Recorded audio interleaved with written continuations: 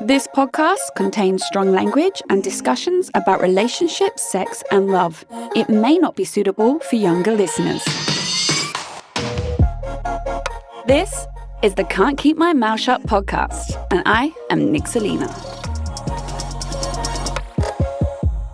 Hello, welcome back. This episode is called How to Bag the Guy. Now, before I start, I have to make this very clear. I'm gonna get a lot of shit with some of my points because it sounds like I'm saying let's play games and everything has to be strategic and thought out and it's not natural organic, right? I'm not saying that. Natural and organic is wonderful. It's definitely the way forward. My last partner, we met 5 days in. Oh my God, we're together. Everything's awesome. Great. However, that was one guy out of 10 years worth of dating guys that was that way. The others were pretty stereotypical in the manner of dating, and I always fell foul of the traps and the issues, and I was always the one that come out hurting. So I learned a lot, obviously. That's why I became a sex and dating expert. And I believe these points will help you bag the guy, right? So follow as many or as little as you wish, just to give you some thinking points with your dating. This is very specific for girls that are dating in the early stages and they really like the guy, but they like, oh, what do I do? And how do I behave? And, this is for you, right? Please only take away from this what you want to take away from this. And I'm not encouraging playing games, but as you'll find out later on, I kind of also am. So on that complete contrast and terrible advice, let's crack on, shall we? Number 1, keep your cool. And then this is easier said than done. Oh my God, I'm the worst. When you think you've met someone special, I always dive in head first. Always. I'm like, wow. And then it ends up ending just as fast as it started. For me, I text a lot. The guy goes in full speed ahead at the beginning. I match up to that and I think it's all great and really expose myself really early on with having like a big attachment and then it would just disappear. So what I found is that even if he's texting you constantly, don't reciprocate in a similar fashion during the early stages. So I believe if he's a single guy, chances are he's probably texting a few other girls and he's probably scoping you out as well to see how you'll react. So I think if you keep your cool, then you'll remain attractive to him. And there's definitely some truth in this about the idea of guys finding girls too available from the get-go. Like, you need to be the cool girl.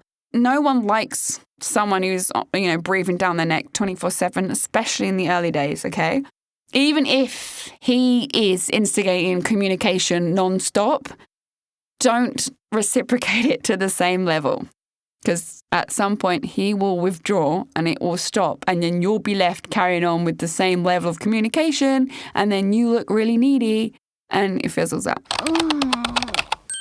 Number 2, remember whatever you chase, it runs away. My Saluki ran out the house. Have you ever tried chasing a Saluki? They're greyhounds, but like just as fast, if not faster. I think they're the 3rd fastest dog in the world.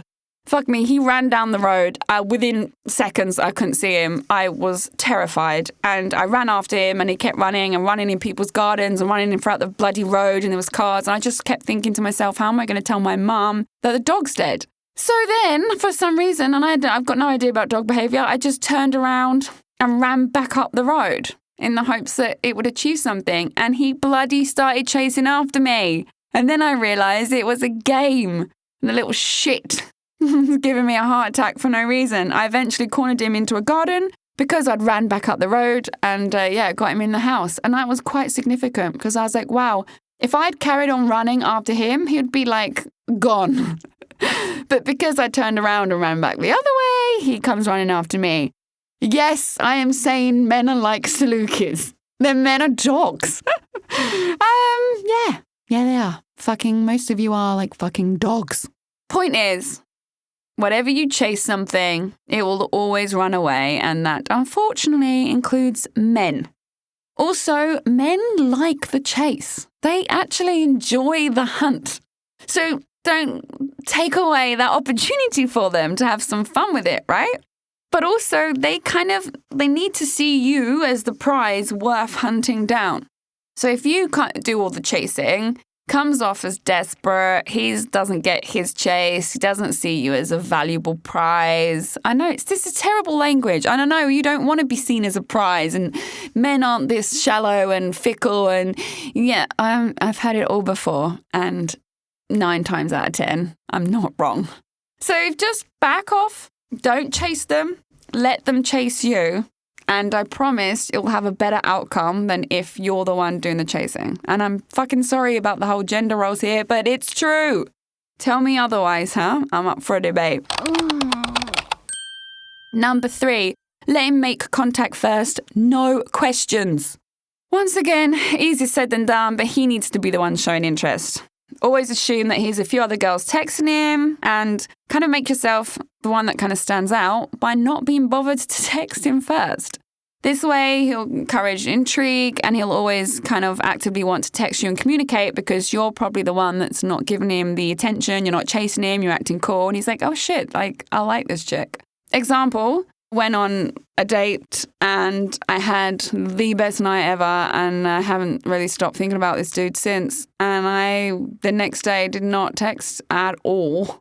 I didn't hear anything, and then we kind of made loose plans to hang out a few days later together, but all I wanted to do was wake up in the morning and text him, or be like, hey, what are you up to, and rah, but I just chose not to. Because old Nick Selena, ironically, young Nick Selena, would have texted him straight away, but learnt my fucking lessons. Do you know what? If he's not going to write to me, then I kind of enjoy seeing how people are, you know, like seeing their true selves and just sitting back and letting people show how they are. And if I haven't heard from him because he's at work, or if I don't hear from him at all, then I'm like, okay, that's how he's taking this and that's what he's doing. So then I kind of take my judgment from there as well. Really important, I think, to let the person show you what they're like. So yeah, I think they should make contact first. Or at least that's what I try and put into place for myself. Like I said, these people are going to have a fucking kick off about these fucking rules, but I'm not wrong. Number 4, make no references to him on your social media. I totally fucked this up once. I went on a few dates. He was talking to me about meeting his mom and seeing his friends, and he wanted to do all this stuff with me, and I was like, oh my God, it's amazing. So after one of our dates where I got quite tipsy, on the train home to Twitter, at the time I had 30,000 followers, I said, oh, I just met the one. He was one of those 30,000 followers, and he saw that I declared to the world that I just met the one, even though we'd been on 4 dates. I mean, what the fuck? I mean, Nick Selena in her 20s was fucking mental. So yeah, regretted it. Damage had already been done. He's like, whoa, what? Yeah. Turns out, basically because he'd been trying to get into my pants, right? So he was saying all the right things to try and get me home to bed, which he never managed to succeed, FYI, because I don't fuck on the first date or the second date or the third date. But he was like, you know, you should meet my mom, you should meet my friends. And that was all apparently just a ploy to, get me into bed, which I didn't do. So me declaring he's the one on Twitter. Oh, God. Anyway. Like me, I'm sure many of you have made that mistake, but it comes off as too much too soon, okay? And it will put the flame out before it's even lit. I think guys, and mostly, stereotyping, of course, guys mostly don't like the public displays of affection on social as much as women like to do them. So I think keeping your cards close to your chest is a good thing. I also kind of fucked up when I first met my ex-partner of 3 years because I went straight to the social media within like the first month. And I think I caused a lot of problems with that. It's so nice that you've met someone and you're all like choked up in that kind of awesomeness that you want everyone to know like what you found because it's amazing. But there is, and now I've got a bit older, there is an element of privacy and keeping some things private to yourself, says the sex blogger and podcaster. I understand the complete irony that I don't think I keep nothing to myself because I tell the world. I get that. But blog and podcast aside, I think if you meet someone, like for instance, when I went on my recent first date and I was like, wow, this guy is like a fucking dream. I haven't said anything. I haven't tagged in him in anything. You know, I didn't take any selfies with him. And I know a lot of fucking millennials do that now. Like, first date selfie. Nah, like I haven't done that or put it up on Instagram. I have, you know, people that I want to piss off as well. But I'm just not, come on, let's be a bit mature about this. I think play it down, and the social media can come in when you kind of a bit more tight with each other. And also you need to really respect how he feels. You might not even know how he feels about it yet. So just blurting out to the world you found the one or you had the best date ever, blah, he might be like, I don't do that kind of thing, you know? So just let's hone this in a little bit, shall we? Learn from my fucking mistakes. Okay, number 5. In fact, don't let him on your social media just yet. So if you haven't already, if he's like a Tinder guy or someone you met in a bar or club, don't add him or accept his ad on your social media just yet. I think he needs to see that you don't let anyone and everyone onto your channels. So when you eventually do accept him on there or add him, it will feel like he's achieved something. Also, it avoids the stalking. He won't be able to stalk you and make assumptions or judgments on you and perhaps cancel future plans because, I don't know, he saw on your Instagram 6 months ago that you got pissed up and fell over a bush or whatever it is that is going to piss him off. I mean, there's no bush piss-ups on my Instagram, but if there was, I'd like to think the guy would find it quite funny. If you got pissed off at that, then you are not the man for me, darling. But yeah, try and just keep him off your social. Give yourself like a boundary, say like 6 dates in or a month in, you can do the social media. But let's try and keep this as healthy and organic, a real connection as possible, and just avoid the social media for a while. What's the worst that can happen, huh? I mean, you don't need to stalk his every movement. You don't need to know what his ex looks like or how many fucking cats he had before he moved to where he was. Just stop. Trust me. Number 6. This is where I'm going to get shit. I know it. Number 6. How heavy you feel. Slightly withdraw. So I will confess I am particularly bad at this and I wear my heart on my sleeve at all times. Always have, always will. I can't do it like any other way and I can't change. Which gets me into a lot of trouble with guys because if I really like them, I just like, wow, this is incredible. Like, I really like you. And just from the get-go, it comes off as way too much. And I've learned to kind of pull myself back a bit. It's hard. It's really fucking hard.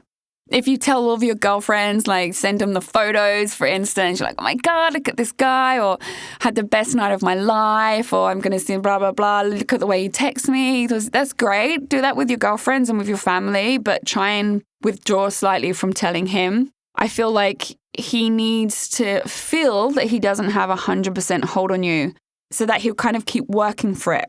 So then you get all the other dates, you know, you get the 2nd, the 3rd, the 4th, and the 5th. Lest we forget, this is called how to bag the guy, which means you haven't got him yet. So this is the kind of tactics at the beginning, just to make sure that you are grounded, coming off as the best version of yourself and keeping him interested. Okay? This is what this is about. Number 7. I don't know how I feel about this, even though I fucking wrote it. When he asks to see you next, be busy. So sure, it sounds like gameplay, and unfortunately, I think it actually works. But I'm so bad at this. So like my recent date was, I saw him on the Sunday night and we're kind of trying to arrange to hang out on the Wednesday. Do I have any intention on cancelling? Fucking no way. I would have seen him the next day if I could. But I'm not into cancelling. However, none of us do like people that are too readily available or appear to have nothing going on in their own lives. Because when we think about an ideal partner, we want someone who can match us, hold their own in the relationship, has interests, isn't always free doing nothing all the time. You know, it is a turn-off. So if someone comes off as like completely dependent upon you, it's off-putting. If someone comes off as completely available from the get-go, it is off-putting. So I'm suggesting maybe one of the dates kind of say you're busy even if you're not. I think if he does, then you come off and say, look, I'm sorry, I can't, but give another date, that's fine. And then he might be thinking, oh, so, I'm not her priority, or I wonder what she's up to instead. And, he's starting to think about you a lot more and thinking, well, actually, I kind of want to be the person who is there, So builds up a lot of intrigue, and I think it's good on your part. Yeah, but I'm so shit at it. Am I going to stop seeing guys that I want to see because I feel like if I see them more, I'm too available? No, I'm going to carry on seeing them, but that just because taking my own advice is terrible at, by the way. But if I were able to, I would definitely cancel. There's a wonderful book called Why Men Love Bitches. A great, great fucking book. Please buy it and read it, download it, wherever you can get it. And it will explain the same thing as what I'm saying. It's like the bitch isn't a bitch as such. She's a sweet girl, but she holds her own. She gives more of a shit about her life than she does about having a man around. And it comes off like she's the one that men will chase, basically. And that's the kind of person you want to be, right? Buy it. Don't regret it. I promise you. Trust me on this. Number 8. Remain enigmatic. Perfectly carried on from what I was saying. Being enigmatic simply means not revealing everything about you, your life, and your emotions from the get-go. So even when you get to the second date, which hopefully you will, if we got to this point, you need to remain slightly mysterious. Withhold information or don't blurt out your life story from the get-go and don't tell him every movement all week. This is what I do, this is my schedule, this is what I do, this is when I go to the sports center. No. Always bear in mind that everyone wants what they can't have. It is human nature. So if he never knows where he stands with you, or if he's not sure about what you're thinking and doesn't feel like he has you, then he'll continue to want you. And vice versa, my darling, of course. But yeah, hold a little bit of yourself back. There's a reason when they say don't put all your cards on the table. It's just fact. It's shit. If you're like me and you're emotionally slutty, it just comes out your mouth like word vomit. But yeah, try not to, okay? Number 9, don't sext before the third date or 3 months or ever, in fact. So, guys, you fucking do this. Don't even lie to me about it. Well, you want nudes and topless pics and ass pics and whatever and fake-ass titties. You're dating a girl, you want to test the waters. You obviously, you think she's hot and you're probably going to want to try and get some nudes to see what you're buying into, maybe. Don't send the sexts. If this guy is say second or third date in, or even first date, or even before you've met, he's asking for nudes, fuck him off. Do not sext this dude. You'll regret it. He's not actually interested in you, is he? He's interested in fucking your vagina, sticking his dick in your mouth, and then he'll leave you for some other person who's going to send him some more photos and have more sex. No. Unless that's what you want. Unless you are after just a one-night stand, then by all means, darling, crack on. But if you're going to send sex because you think it's going to keep him interested, no, it isn't, is it? It will keep him interested until he fills your holes, and then he'll be off. How do I know this? Because I've been there many times before. Just try and pull back. If he does keep going on about sex, by the way, you have every right to be like, you need to stop asking. It's disgusting. Okay. Just can you not?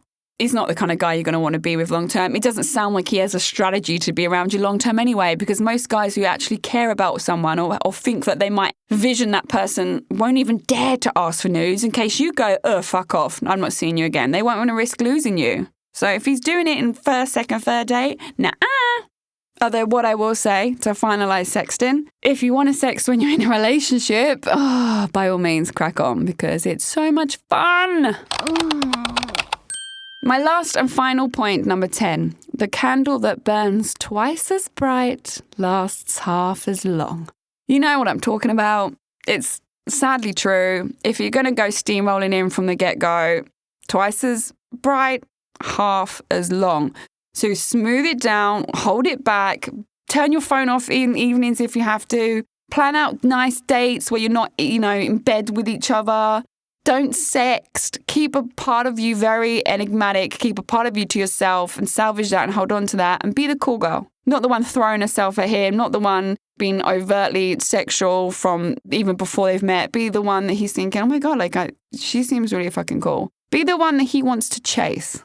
Am I following all of my points, my darling? You will be. And then once he's found you as the girl he wants to chase and whatever, you will bag the guy. And that's the end of this episode. Thanks for listening to the Can't Keep My Mouth Shut podcast. Produced and hosted by me, Nick Selena, and recorded in the Splice Cast Studios in Singapore. I'm available to listen to on Spotify, Apple Podcasts, Google, and all major podcast listening apps. Do subscribe to enjoy a new episode every Monday evening. Please do give me a 5-star review. It helps other people also find my podcast. For more content and features to read, you can check out my website, nickselena.com. That's nickselena.com. I'm also on social media. Simply search at Nixalina, Nixalina, to find me. Don't be shy. Come say hi.